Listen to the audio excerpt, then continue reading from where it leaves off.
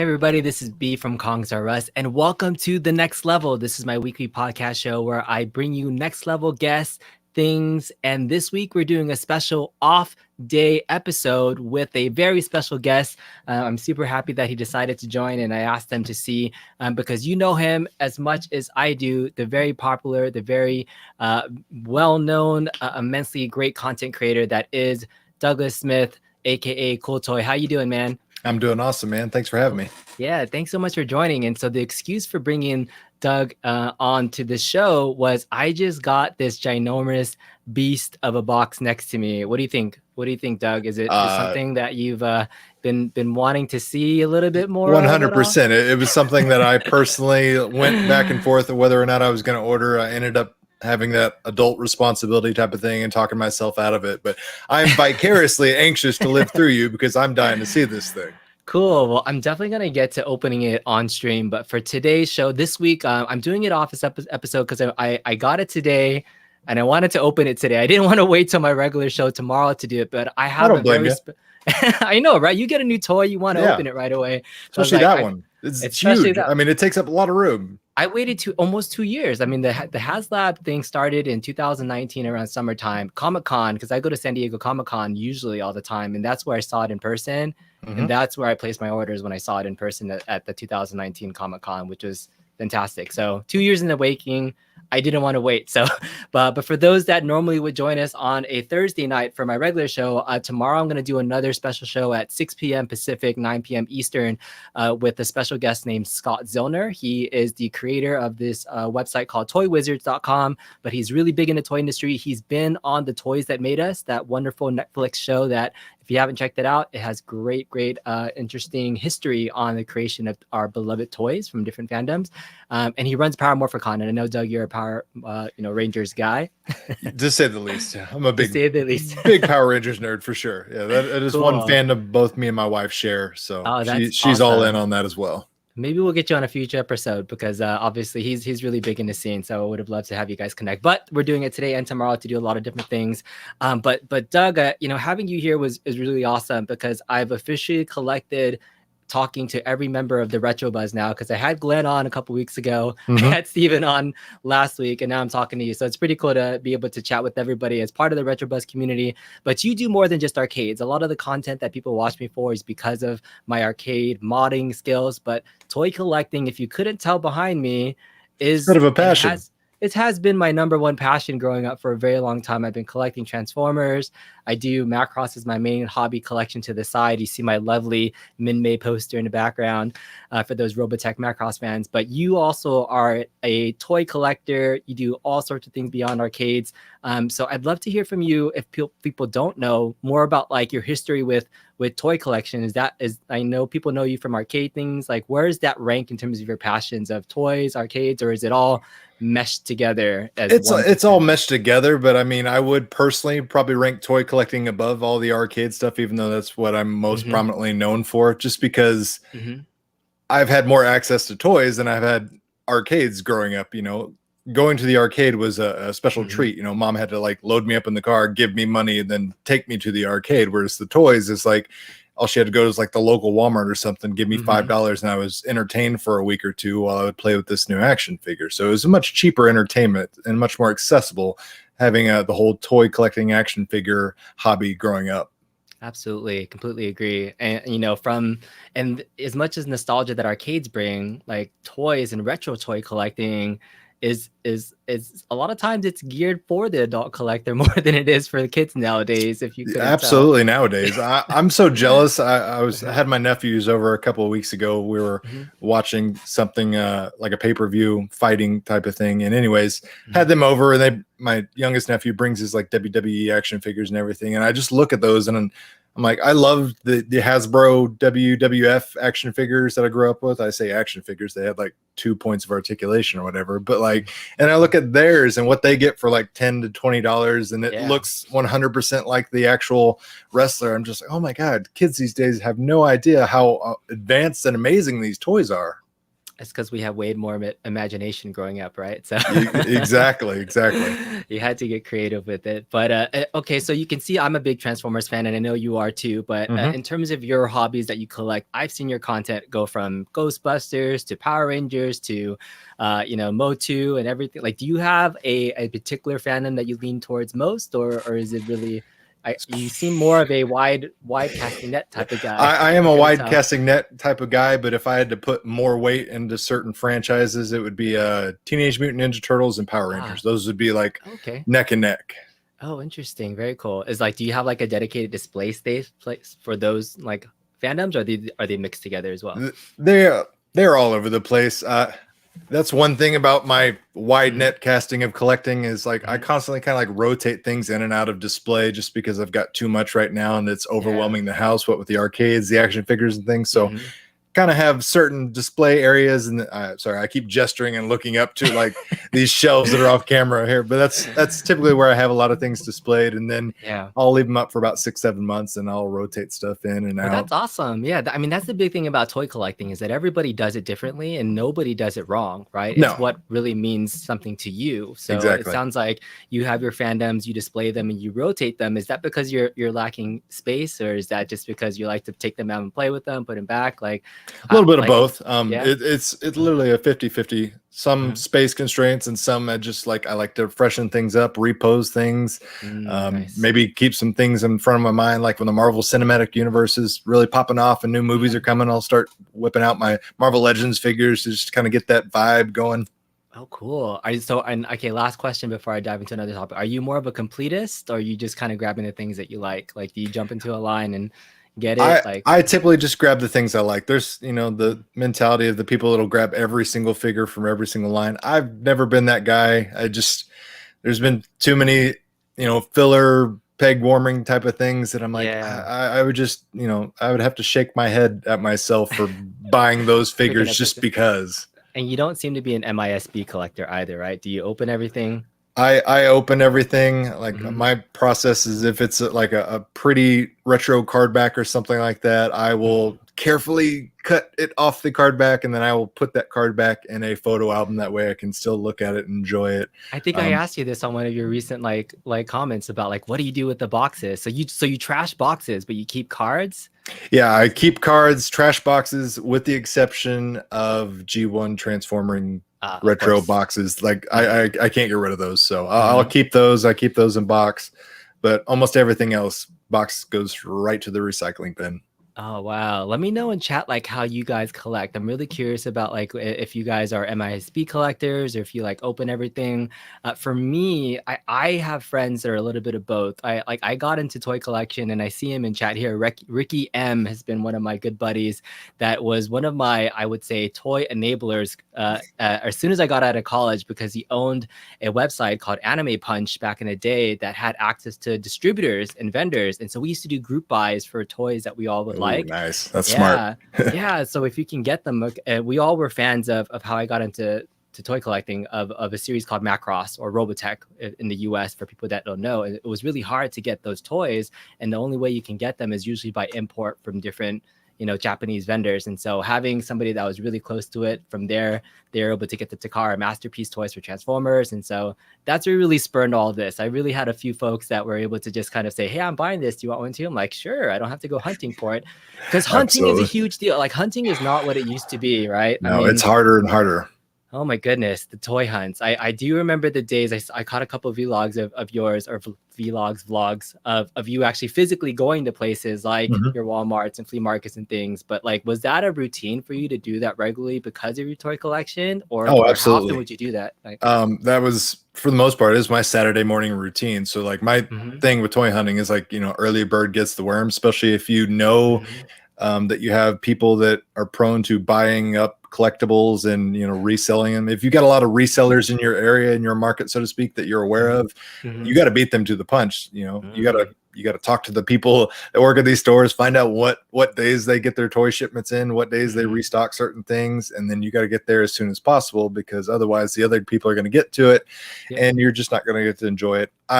There's very few things in this world that I will pay over MSRP for pay those eBay scalping prices. So Yeah. I'll put in the legwork. I'll get up early in the morning and I'll bust around to 6-7 different Walmarts in a 30-mile radius and look for those things that I really want.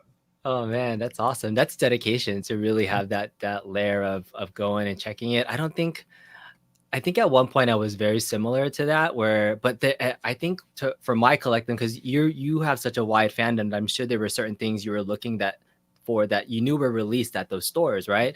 Yep. And it just depends, right? If I was doing a lot of imports and they're not at the Walmarts or the Targets and things, I would hunting for me was very different. Like I think the highlight or the biggest time I remember hunting was back when Transformers released a line called Binotechs or alternators. Do you remember those at all? They were vaguely. They're Transformers that transformed into like real cars. So it was like, okay, yeah. So this is a Mustang, a Ford Mustang, but it transformed. That's specifically the only one I remember when you said that. I was like, I think there was a Mustang one, but yeah, you hold that up. Yes. Yeah, I have a whole line of alternators because like this was, again, in terms of completists, I used to be a car guy too. So I was like, when they made real cars into real Transformers, and this was like $20 alternators at at Walmarts and things, I would be busting hunting for alternators back in the day. But those were fun days, but frustrating days. But it was, I think you have more nostalgia, like looking. Going back of like, where can I map out my day and go? But I've also seen you do like conventions things too. Like going to a convention is also a different type of hunting. And do you go looking for stuff? Or are you just usually casually looking for anything that might be piquing of interest? Because you definitely seem to be a convention goer as well. Yeah, I'll always go to a convention with like a top one wish list type of things that I'm always looking for no matter what.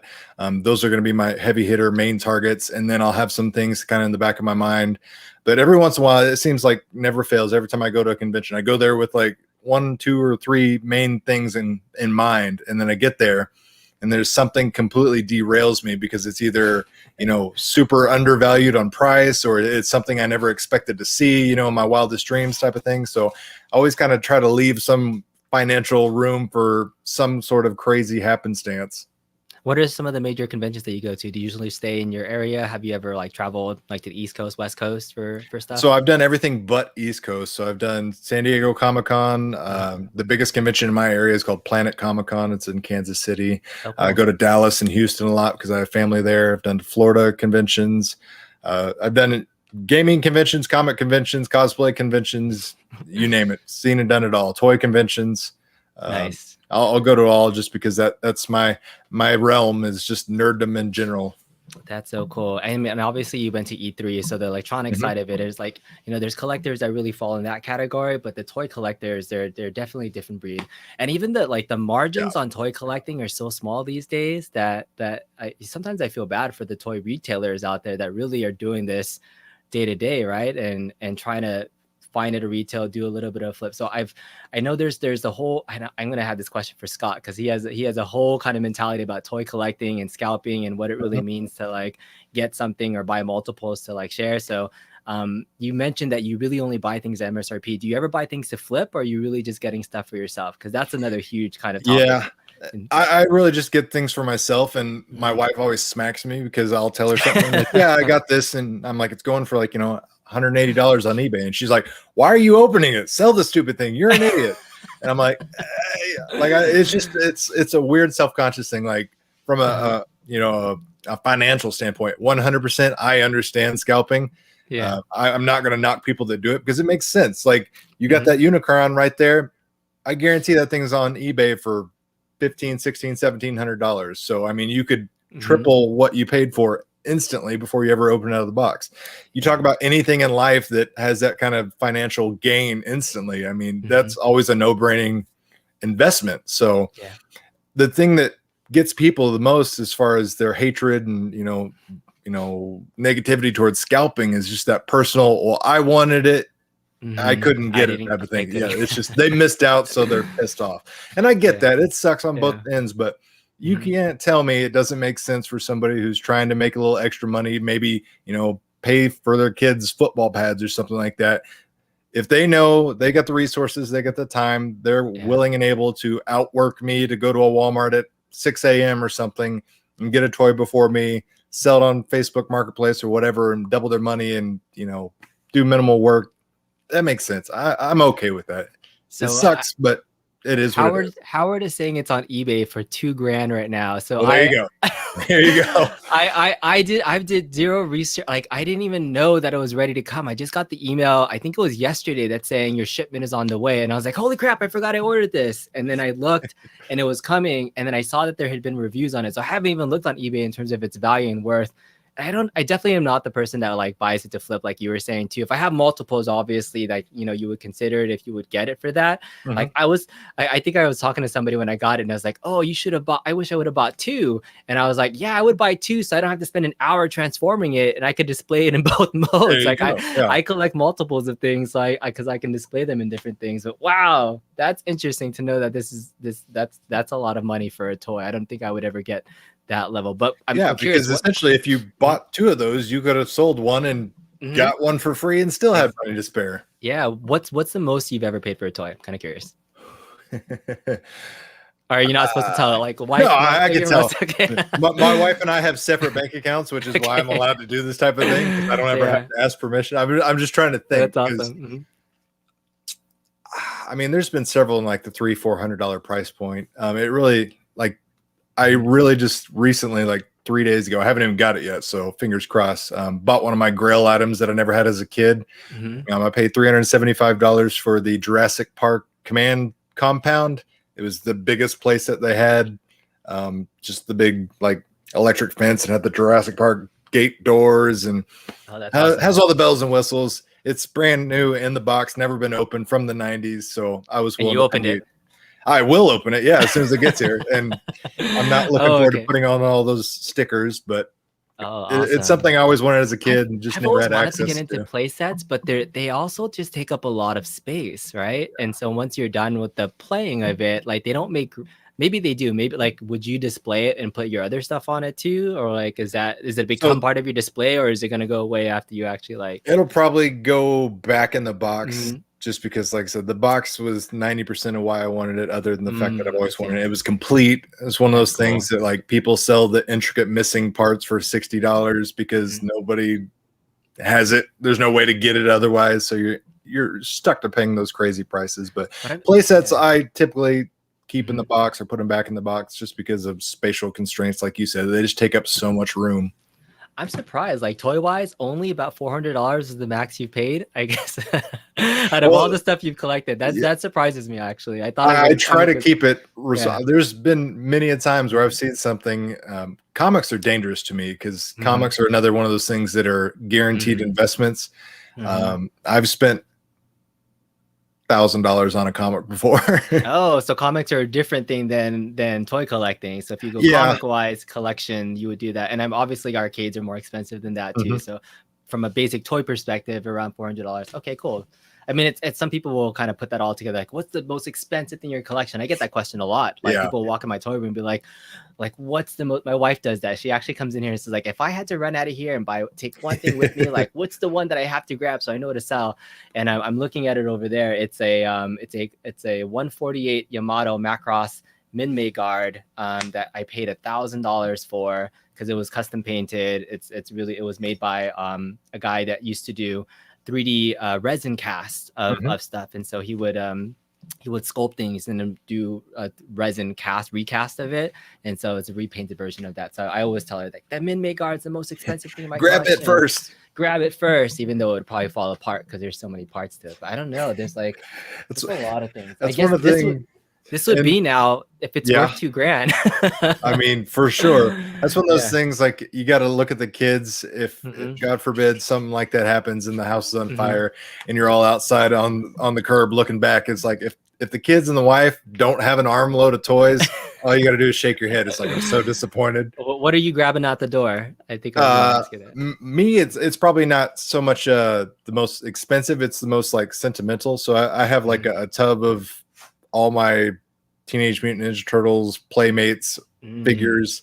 I probably got like 50 or 60. They got all the weapons, accessories, everything like that. Those are a little harder to replace. Everything else, for the most part, can be reasonably, affordably replaced. So, but the nostalgic factor of those original toys and things like that, I just want to grab them. Plus, it's all in the tub, so it's easier to grab. Still on the tree, or did you pluck all the little ninja stars and stuff off? Plucked every single one of them off, and I'm amazed how many of those ninja stars still survived. Oh my goodness! Yeah, when they I had those. I went through a wave where my parents and my mom got rid of all my toys when I was a kid, and so like when I was able to rebuy stuff, I went crazy. So there was when TMNT released their classic line a while ago, I bought the full set, and I was like, I don't know if I want to open them. Like I'm at a different age now, right, where you collect them. So I actually have all my TMNT stuff inside of my Arcade 1-Up TMNT, and like took out the front. So I did the same thing, and then I outgrew that really quick because the NECA toys started releasing all their Teenage Mutant Ninja Turtle stuff, and then it overwhelmed it really quick. So I had to extract all of them from the Arcade 1-Up cabinet. I just saw your Super Shredder. I've been wanting to open this on another stream too. This is the third-party first Goken Shredder. Have you seen that? Yes, those are awesome. Yep. Yeah. Do you have it? I don't have that. I haven't seen it around. It's one of those things like, I don't know about you, but like there's certain things like if I know I can get it nearby or whatever, or I have a chance to get it, I'll try that first as opposed to like just clicking on the internet and buying it, just because it feels more satisfactory to like find something in the wild. Yeah. And the other thing about toy collecting too, especially with Transformers, like the third-party market for toys has gotten way crazy in terms of like quality, like the offerings that they have. Of course, there's always like real branded first-party stuff like the NECA toys and things like that, but this third-party toy is freaking awesome. And so when I saw it, I was like, oh, it's so expensive. I think it was like $200 I got off of eBay. It was one of those things where there's not a lot of these on there, but the eBay seller had it for like $225 or something, and it was when he saw that I had been looking at it for a while and offered like $20 left, and I was like, okay, deal. So deal. That's awesome. I had to do it. So I'll open that later, but that's cool. All right. So I've talked to you a lot about kind of just your thoughts. I saw Ricky's comment in here as a quick tip. If you've never done this before, 24-hour Walmarts going at 2 a.m. and go case diving. Always check the top of the shelves too, because they'll put extra backstock and things like that at the very top. I'm a super tall guy, so it's easy for me to reach up there, and I've found unopened cases where there's empty pegs in front of me. So I'm like, oh, there they are. It's just they didn't have time to stock it, or they were too lazy to stock it, one of the two. But so are you calling the guy over, or are you just like, he opened it? No, I'm grabbing that. I'm like, car keys, open it myself. If I'm lucky, I'll take the whole case. Otherwise I'll stock the shelf myself. I'm like, oh, I want this one will go on the put on my little blue jacket and be like, yep, I'm here. Don't worry, I got this, guys. The weirdest place I saw like a toy I really wanted, it was when Walmart had, it was this guy. It was a Walmart exclusive Masterpiece Starscream when they did the US repaint version of it, and it wasn't in the toy section. They had purposely hid it in the fishing outdoorsman section, and it's like now you have to look in places not in the toys because there's people that want stuff. So that's the things that drive me crazy, and that's why I always have to like go out there and check myself. So like there's things like Pop Finder, BrickSeek that we could all try to look up UPCs, and the reliability on that is so up and up. You never know what you're going to get. So in that situation, the store might say, yeah, sure, we have that Masterpiece Starscream, and then you walk and you're like all over the toy aisle. You're like, where is it? And you're asking a poor helpless employee, and they're like, I don't know. It says we got it. It's because somebody hid it in the fishing department. Because Walmart employees are super helpful, I'm sure.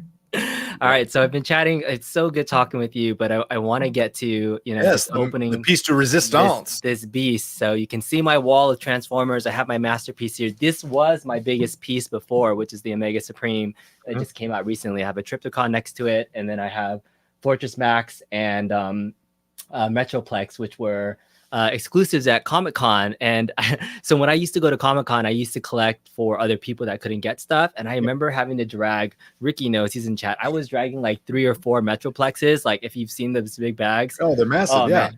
So I can only imagine like trying to haul something like this. This sounds like it would be something that would be an exclusive somewhere, but it's huge. All right, let me switch my camera over and let's get this thing open. All right, cool. Anything you're curious about seeing this? Have you seen any reviews yet? Or I purposely not, just because number one, it's fear of missing out type of thing. It's like, oh, I could have had this and I didn't.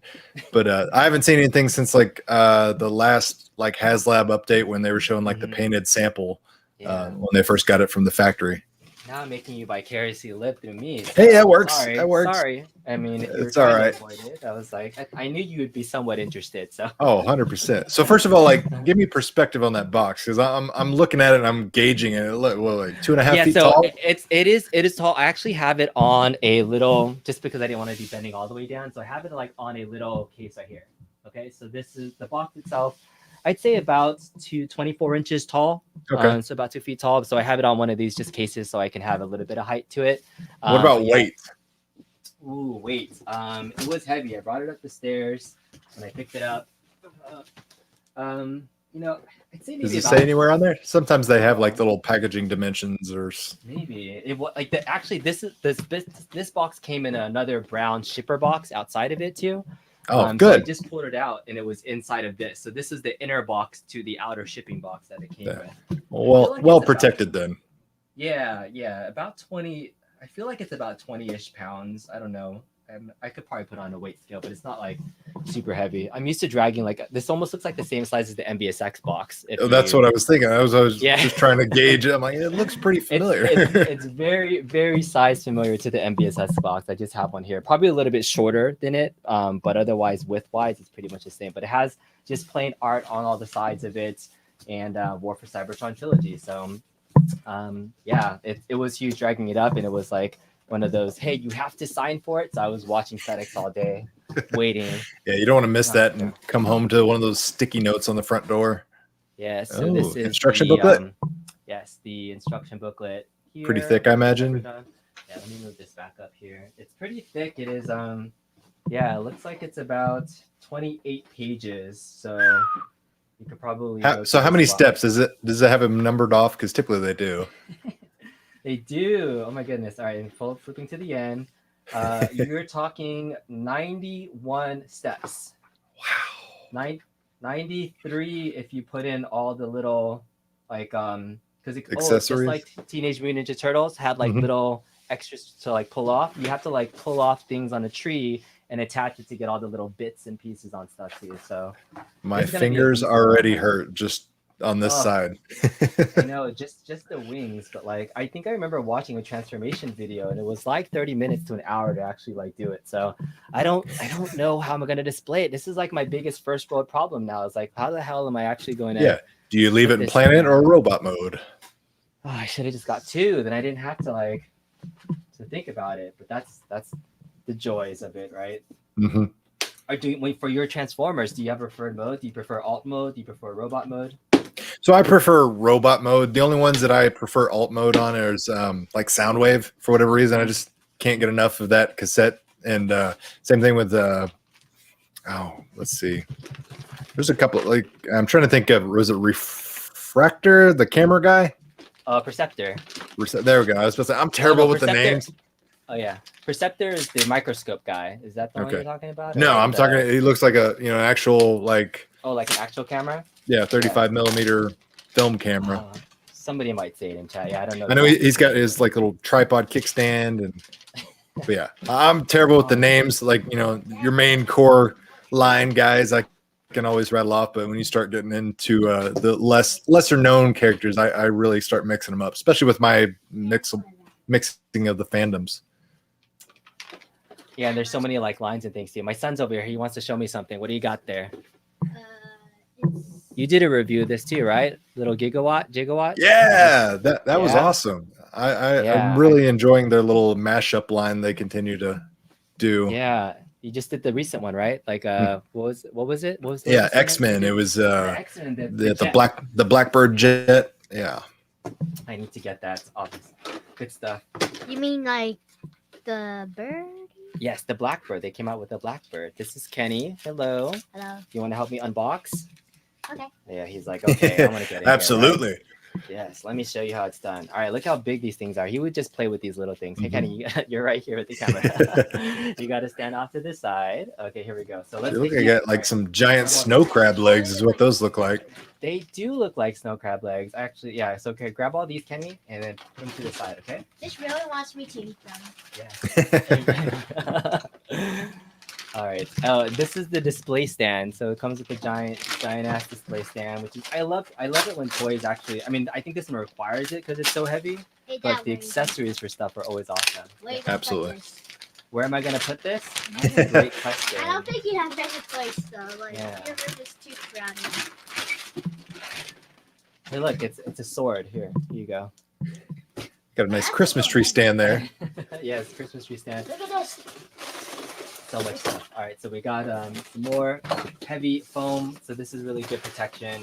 I never worry about like, I guess whenever I open like an arcade one up for electronics, I'm like, is there damage? But like for a toy like this, I rarely fret on damage stuff. Like, are you really particular when you open your stuff? Are you super careful? Or No, I know there's a lot of people like that inspect their toys with a microscope, and if it has like the weirdest nick or smudge, they'll either leave it on the shelf or they won't open it, or things like that. I'm not that guy. I'll give it a once over and make sure I don't have like cross-eyed Donatello or something like that. But other than that, I'm okay with it. Yeah, look at all the accessories. This is the stand thing.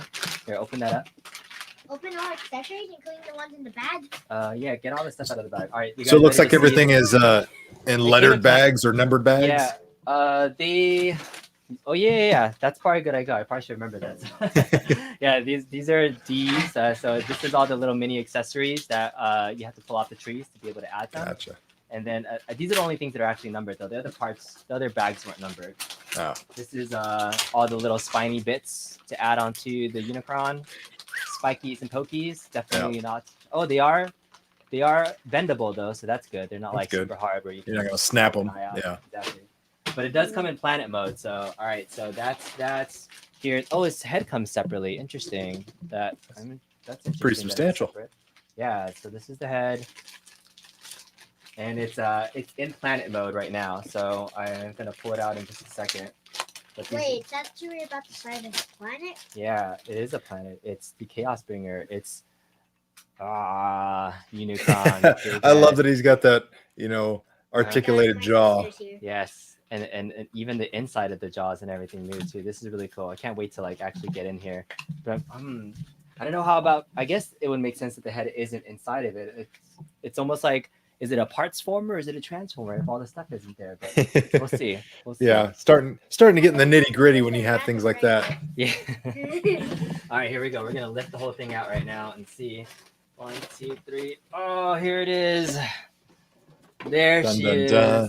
Oh She's a beaut. Say wow in the comments. It is a Everybody should beast. say wow. Whoa, my daughter's here too. Everybody's home because it's after 5 o'clock right now. So Surprise! It's a surprise. The whole family's 6 here. already. Oh, it's already 6. I know. We won't be going that much longer. Okay, so this is the last thing that's in the box, unless there's something else in the bottom. So I'm gonna take this off to the side. Or actually, hey, Kenny, can you hold this for a second? If you can hold it without dropping it. Well, that's heavy. Hold it. Oh, this is heavy. Hold it. Oh, this is heavy. You got it. I'm gonna open the little jaws. Don't drop it. I'm trying to. It's so heavy. All right, we'll stick it right here. Put it on top. All right. There she is. Oh my goodness. Okay. I noticed there's like little jaws. So it's definitely bigger than a basketball, that's for sure. Yeah, I would say. Hello. It's almost like the size of like a beach ball.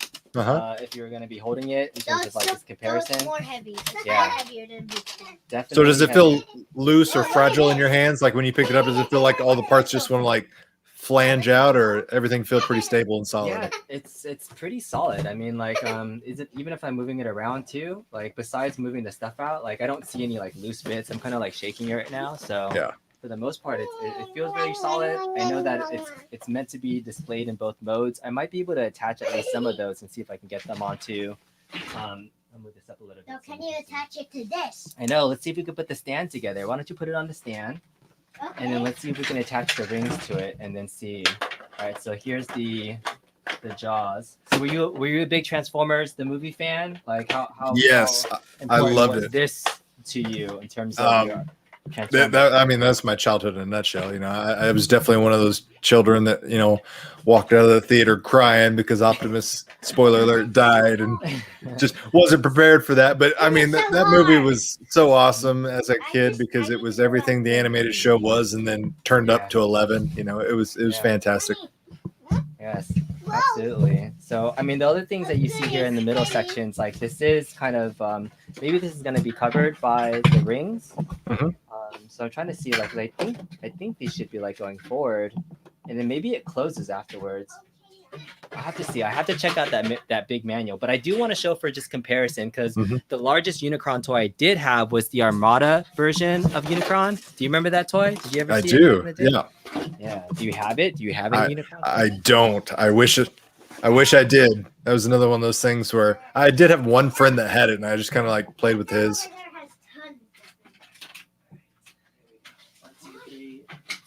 So this is the Armada version of Unicron, which at the time when you held it in your hand was Which is still very substantial. Yeah. Exactly. This is still a good 20 inches tall and feels really hefty. But you can see This is more heavier. Absolutely Yeah. more heavier. It's a baby compared. I care how big that I is. know.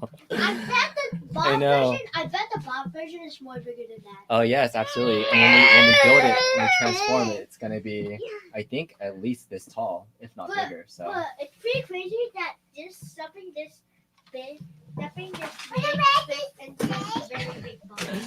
Well, I have the family back, so I did the unboxing. I kind of got to talk with you a little bit too. Is there anything else you want to know before we kind of wrap things up? I know it's gonna be. Oh, you put it together. Actually, let's see if we can just get it on stand really quick. I'm curious about seeing if it fit on a stand. That way you know how much space you'll need as far as putting it, displaying it. So it looks like underneath there's like a little hole that you can like open up for the stand piece of it. That's good. I always do this thing too with Transformers. I don't know if this is a good thing or a bad thing, but like I will try to transform stuff without looking at the instructions for. I think that's just a male thing. I don't know if it, but I'm that guy too. I will get as far as I can, and then I'm like, I'll reach a point where I'm like, am I gonna break it? And then I'll open up the instructions and try to verify whether or not I'm doing it wrong. It's part of that, like it's a puzzle challenge. That was the whole absolutely. Like, you want to discover it.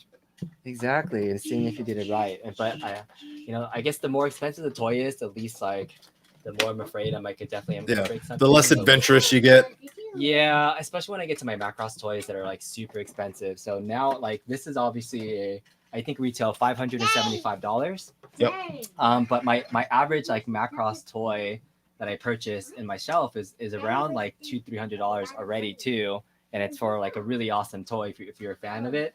Yep. But those I definitely spend more time transforming. So I don't know. I think I feel like I'm gonna have to go through it. Like I don't see a good easy way to drop this in. Yeah. I would expect it would be somewhat complicated to drop it in. And now I'm getting a good workout. Good arm workout. You got a medicine ball in your hand there. Yeah, I don't have those. I saw that you are a black belt in jiu-jitsu. I am. Yeah. That's like I said, on Tuesdays and Thursday nights. That's where I'm at. I'm getting beat up or beating other people up. That's awesome. We actually just a little FYI, we live really close to the Gracie family's university over in Torrance. Yes, my son is actually a yellow belt in jiu-jitsu, so he's nice. That's awesome. Our little black belt club classes. So Kenny, cool. Doug here on the screen, he's actually a black belt in jiu-jitsu. Did you know that? Yeah. Pretty cool. As well as being a huge nerd. Yeah. So you can be both. You can be you awesome can and kick butt, and you can be a really big nerd and collect all this cool stuff. So it's good that you. All right, my arm is getting really tired. Yeah, I have this on the box. I'm gonna have to spend way more time with this and doing it. Yeah, I mean, out of the box. You knew going into it, it was going to be a pretty sophisticated operation as far as transforming it and displaying that one. It's a little more, involved than your standard Transformers toy. Yeah, absolutely. All right, guys. Well, I wanted to just do a quick stream to talk with Doug, just to get to know him a little bit more. So it's super been a pleasure. I'll switch back to my big screen, so at least we can talk face to face. You're not looking at my chest. There we go. So we'll leave Unicron here. Appreciate your time. It's Unicron, not unicorn. You want a unicorn? No. It has horns like a unicorn. Cool. Well, cool. Anything else you want to mention about your just toy fandom or any other tips you have just for the folks out there? No, I just Pleasure talking toys with you, man. Like I said, it's always nice to meet somebody that has, you know, the same passion and love for toys and all things plastic. Super excited that you got to pick this up. I know you're gonna enjoy it. So anxious to see more pictures and maybe some video of it when you get all familiarized with it and everything. Hope you enjoy it. Cool. Well, thank you guys for checking out the show. We'll see you tomorrow. Again, it'll be tomorrow at 6 p.m. Pacific, 9 p.m. Eastern. I'll bring Scott on. Doug will be teaching a jiu-jitsu class, but we'll check it out. But it was a pleasure talking to you, man. I appreciate you. Absolutely, man. Take care. Cool. All right. Talk to you guys later. See you guys later. Bye. And this is where I hit the button. There it is. Bye, guys. Say bye. Bye. Bye.